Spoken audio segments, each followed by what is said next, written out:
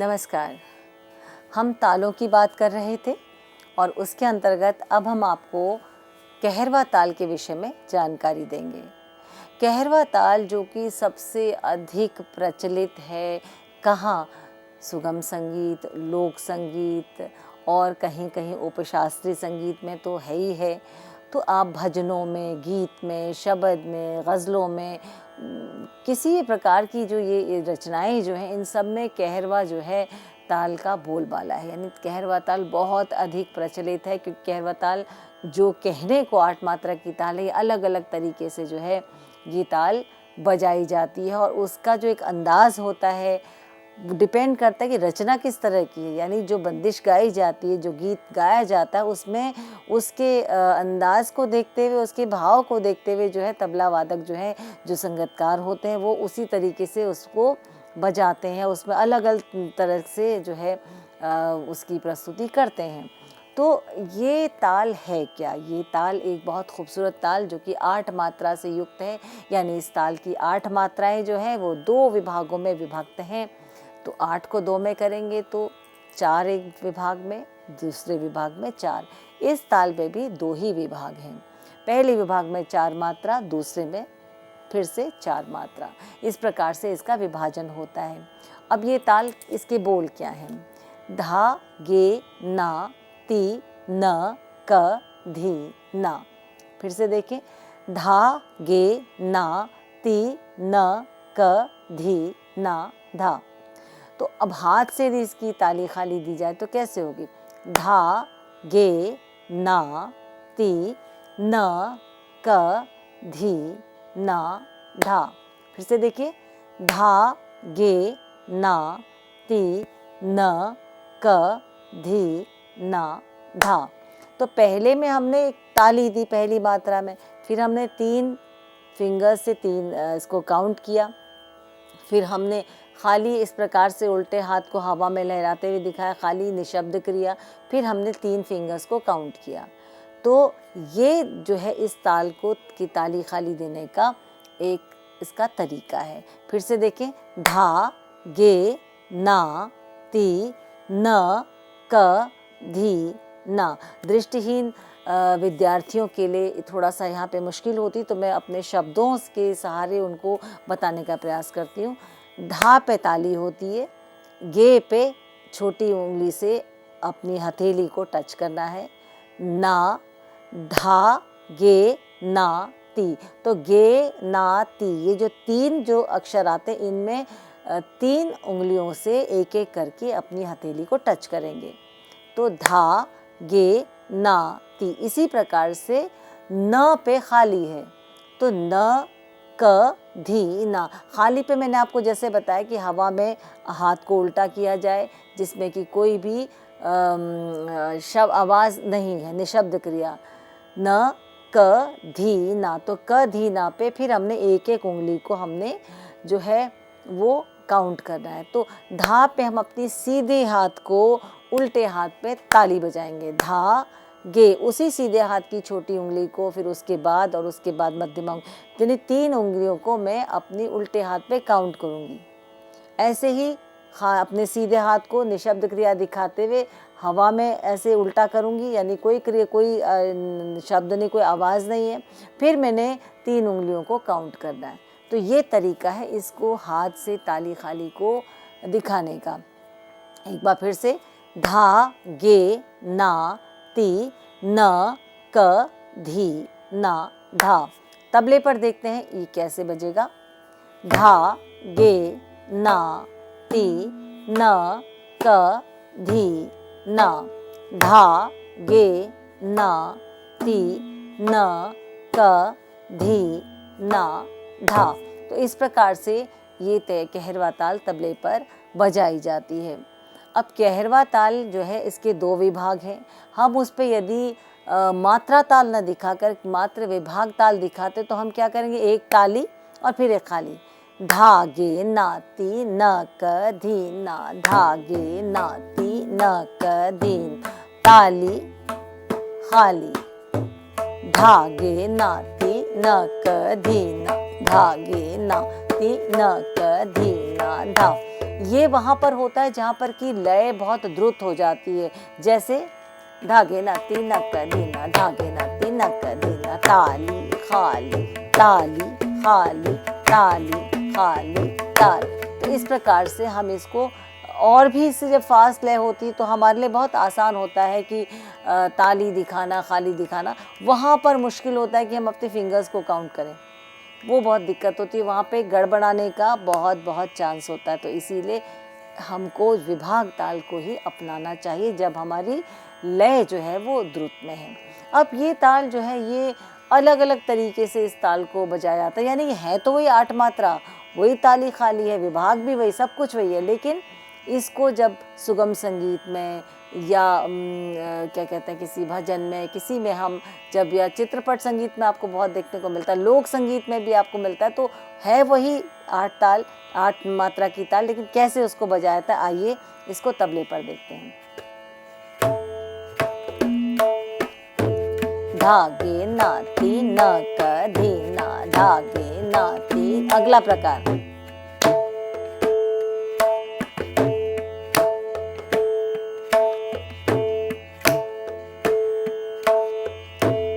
इसकी अगला,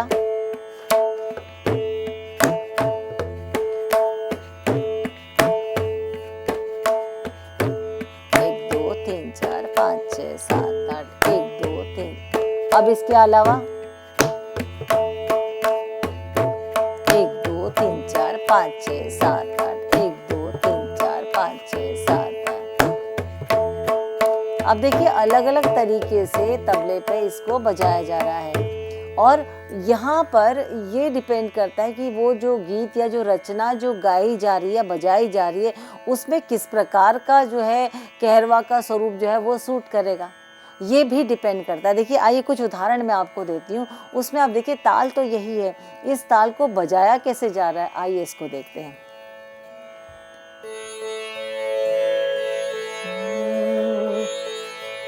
गाइए गणपति जगवंदन, गाइए गणपति जगवंदन, शंकर सुवन भवानी नंदन, शंकर सुवन भवानी नंदन, गाइए गणपति जगवंदन, गाइए गणपति जगवंदन। धागे नाती नक, देखिए पूरी 8 मात्रा इस भजन के साथ कैसे चल रही है साथ साथ।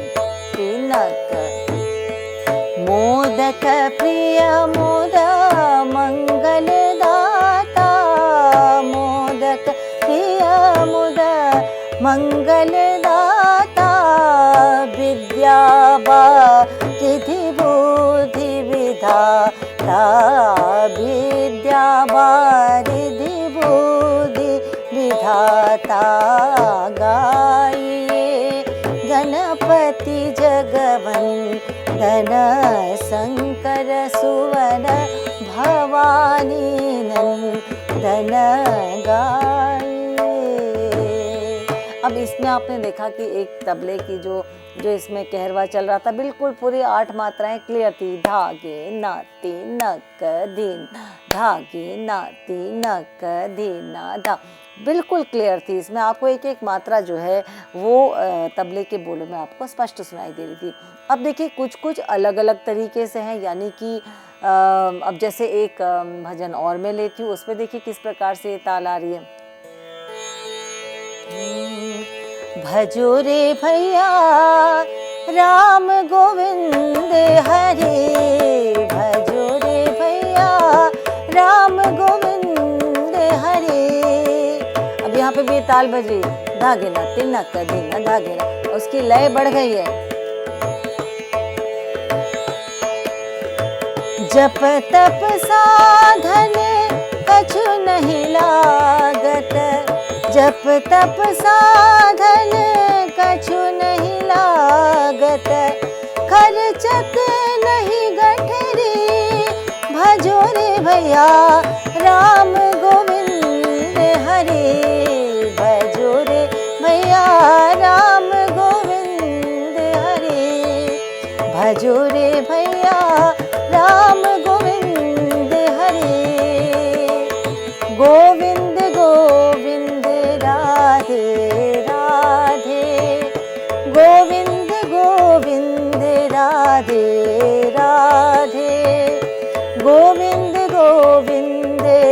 राधे राधे।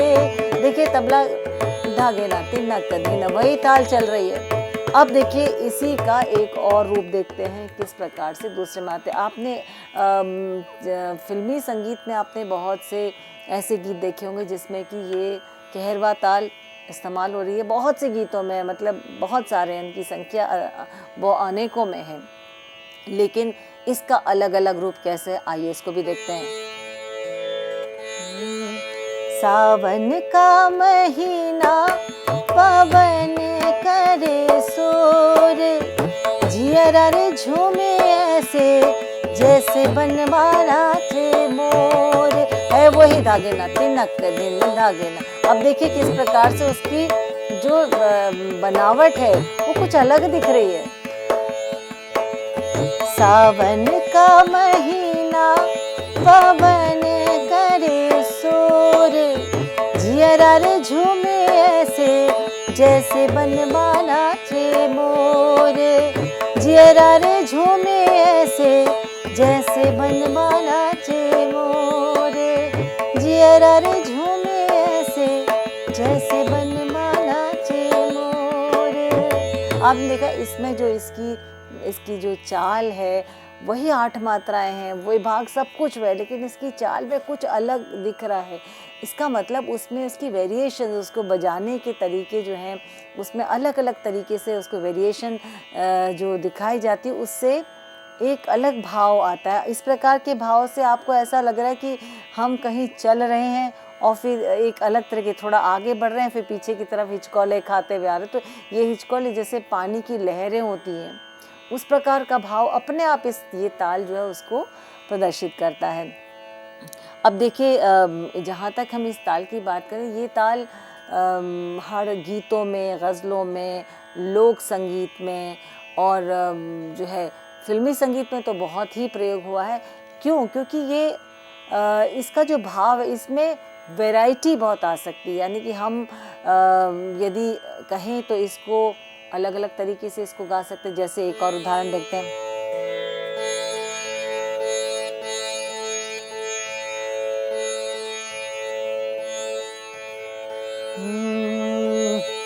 भजो रे भैया राम गोविंद हरे, भजो रे भैया राम गोविंद हरे। अब यहाँ पे धा दिन तक दिन धा, इसको आधे में कर दिया है। धागे ना तिनक दिन धागे ना तिनक दिन, उसको कैसे बना दिया है? धा दिन तक दिन धा दिन तक दिन। भजो रे भैया राम गोविंद हरे, धा दिन तक दिन, उसी में आप बढ़त कर सकते हैं। जप तप साधन कछु नहीं लागत, जप तप साधन कछु नहीं लागत, खर्चत नहीं गठरी खर्चत नहीं गठरी। भजो रे भैया राम गोविंद हरे, भजो रे भैया राम गोविंद हरे, भजो रे भैया राम गोविंद हरे। अभी देखिए इसमें बिल्कुल उसका एक अलग रूप था। धा दिन तक दिन, ताली खाली। और देखा जाए तो उसमें बिल्कुल ध्यान से यदि उसको देखा जाए तो असल में ताल के धागे न तिनक दिन धागे न तिनक दिन, धा दिन तक दिन धा दिन तक दिन।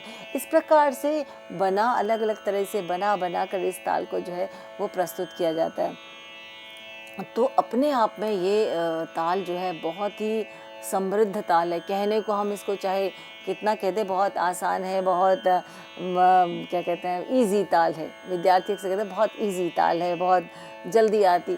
नो डाउट ये बहुत जल्दी आ जाती है, बहुत अच्छे से इसको जल्दी वो पकड़ लेते हैं। लेकिन हमें जब इस ताल को सीखना है तो इसकी अलग अलग वेरिएशंस पे भी हमको ध्यान देना चाहिए। अब देखिए कि आजकल बसंत का समय, होली का समय, आप देखिए लोक संगीत में कैसे इसको प्रयोग होता है। आइए एक उदाहरण से भी देखते हैं। आज बीरज में होरी रे रसिया, आज बीरज में होरी रे रसिया, होरी रे रसिया बर जोरी रे रसिया, होरी रे रसिया बर जोरी रे रसिया, आज बीरज में होरी रे रसिया, आज बीरज में दागिना तिनक दिन, दागिना तिनक दिन, दागिना तिनक दिन, दागिना, यही बज रहा है।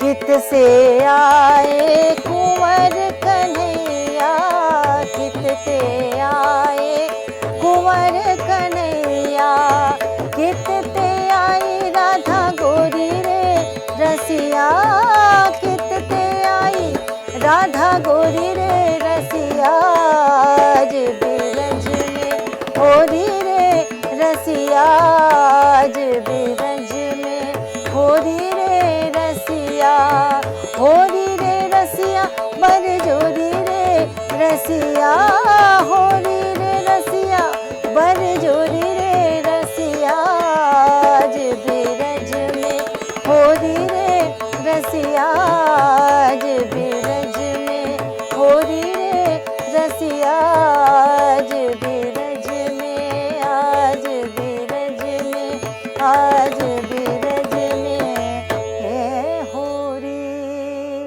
तो आप देखिए कि अपने आप जो है ये इसकी लय कम हो या इसकी लय मध्य लय हो या द्रुत में आए, हर जो लय में इसका भाव ही अलग हो जाता है, और ये इस ताल की बहुत बड़ी खासियत है।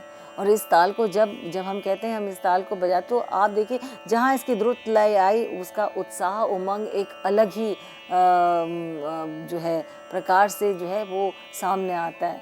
अब हम इसको चाहे किसी भी उसमें कहें, शास्त्रीय कहें, उपशास्त्रीय कहें, हम इसको आपका सुगम संगीत कहें, लाइट म्यूज़िक जो आप कहते हैं, लोक संगीत कहें, सभी में इस ताल को जो है बखूबी प्रयोग किया गया है। अब इस ताल को जब हम बजाते हैं, तबले के साथ जब गाते हुए आते हैं, तो हमें एक चीज़ का ध्यान देना है कि जैसी इस ताल में हम जब गायन के साथ या जो फिंगर्स पे हम मात्रा ताल दिखाते हैं उसको कोशिश कीजिए नहीं दिखाएं। एक और बात मैं यहाँ पे बताना चाहूँगी, जब हम ठुमरी गायन करते हैं तो ठुमरी को जब हम गाते हैं तो वहाँ पर ठुमरी में जब हम विस्तार कर लेते हैं, जब हम उसका अंतरा भी गा लेते हैं, उसका विस्तार करके जब हम वापस उसके स्थाई पर आते हैं तो वहाँ पर बजती है लघी। और वो लघी में आप देखिए 3 ताल से शुरू होती है, बाद में चल के उसको 8 मात्रा यानी कहरवा को उसको ले लेते हैं, फिर 4 मात्रा में भी उसको दिखाते हैं। तो यहाँ पर ये एक अलग भाव को जो है उत्पन्न करता है, और वो एक नर्तकी जैसे अपना भाव दिखाती है, या हम कहें कि वो अपने पैरों के माध्यम से या हस्त चालन के माध्यम से, विशेष तौर पे पैरों के माध्यम से जो वो अपने घुंघरूओं की सहायता जिस प्रकार का वो अपने पैरों का अपनी जो ताल की गति दिखाती तबले पर, उसी प्रकार से जो है वो लघी वहाँ पर बहुत खूबसूरत तरीके से प्रस्तुत होती है। तो ये ताल कहरवा जो थी बहुत ही महत्वपूर्ण ताल है। शुरू में जब विद्यार्थियों को सिखाया जाता है तो हम अधिकतर कहरवा ताल या 3 ताल, इन तालों से हम शुरू करते हैं, क्योंकि झपताल और दादरा बात की बात है। लेकिन पहले जो बेसिक बिल्कुल जिससे शुरू की, जिसमें कि विद्यार्थी बहुत आसानी से उसको पकड़ लेता है, उसको समझ लेता है, उन तालों में आती है कहरवा ताल। और कहरवा ताल जो है वो सर्वत्र छाई हुई है, चाहे वो हम किसी भी शैली में ले लें, कहरवा ताल जो है वो किसी न किसी रूप में कहीं ना कहीं जो है वो आती है। अब गरबा की जहाँ तक बात करते हैं उसमें भी देखिए बिल्कुल उसमें ताल किस प्रकार से बजेगी, आइए उस गरबा का देखते हैं।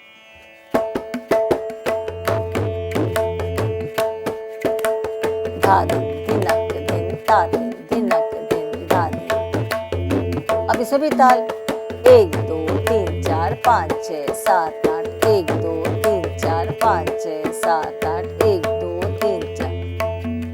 तो आप देखिए ताल जो है वो वही 4 मात्रा है, वही 8 मात्रा है, उसी को जिस प्रकार से अलग अलग रूपों में प्रस्तुत किया गया वो उसके भावों की उत्पन्न करने में जो है बहुत सहायक होती है। हम जैसे आप देखिए यहाँ पे ये वाली ताल बजी तो हमने एकदम से कह दिया कि ये तो गरबा की है, यहाँ कहीं गरबा की ताल क्या है, तो एकदम से दीपक जी ने वही कहरवा को बजाए, लेकिन जो गरबा के लिए प्रसिद्ध है उसी प्रकार से। यदि हम किसी और लोकगीत या किसी और लोक संगीत के किसी भी प्रकार को लें तो उसमें अलग अलग प्रकार से, अब जैसे पंजाब का लें तो वहाँ पे बिल्कुल आप भंगड़ा गिद्दा जो कहते हैं उसमें आप देखिए बहुत बखूबी जो है इस ताल का प्रयोग होता है और वो बहुत फास्ट भी होता है। तो हम इस ताल को हर जगह देखते हैं। तो आप इस ताल को समझिए, इसकी मात्राएं, इसके बोलों को अच्छे से उसका अभ्यास कीजिए और अपने अब जो आप जो भी गीत सुनते हैं, जो रचनाएं सुनते हैं, कोशिश कीजिए कि कहरवा ताल कहाँ कहाँ पर है, उसकी मात्राओं को वहाँ पे जानने का प्रयास कीजिए और ऐसे गीतों को सुनिए तो आपको ये ताल जो है बहुत अच्छे से आपको समझ में आएगी। मुझे लगता है कि आपके इस पाठ्यक्रम में जो जो चारों तालें थी उनको मैंने आपको विस्तार पूर्वक आपको बताया है। आप इनका अभ्यास कीजिएगा। ताल बहुत महत्वपूर्ण है, ताल हमारे जीवन में भी है। यदि हम अपने जीवन में किसी भी कार्यशैली को तालबद्ध नहीं करेंगे, यानी ताल का अर्थ अनुशासन, अनुशासन से नहीं चलेंगे तो हमें कोई भी चीज़ हासिल नहीं होगी। हम यदि किसी चीज़ को प्राप्त करना चाहते हैं उसके लिए हमें तालबद्ध होना ज़रूरी है। कहने का तात्पर्य कि हमें अनुशासन रखना ज़रूरी है। चाहे हम संगीत की बात करें, रियाज़ बहुत महत्वपूर्ण है। अपने जो नित्य प्रति जो आपकी जो दिनचर्या जो आपकी है उसमें आपको जैसे ताल चल रही है, किसी भी ताल की हम बोल जिस प्रकार चलते हैं उसकी एक फिक्स्ड जगह है, उसी प्रकार से हम अपने कार्यों को, अपने अभ्यास को करें तो निश्चित है कि वो हमें उस पे जो है एक कमांड हमें होगा। हमें उसका ज्ञान तो मिलेगा लेकिन एक कॉन्फिडेंस और एक कमांड अलग होता है। तो इसी को यहाँ पर हम इस ताल के साथ यहीं पर इसी को रोकते हैं और अगले हम इसके अपने व्याख्यान सीरीज में कुछ और नए आपके विषयों को लेकर आएंगे जो आपके पाठ्यक्रम से संबंधित होंगे। तब तक के लिए नमस्कार।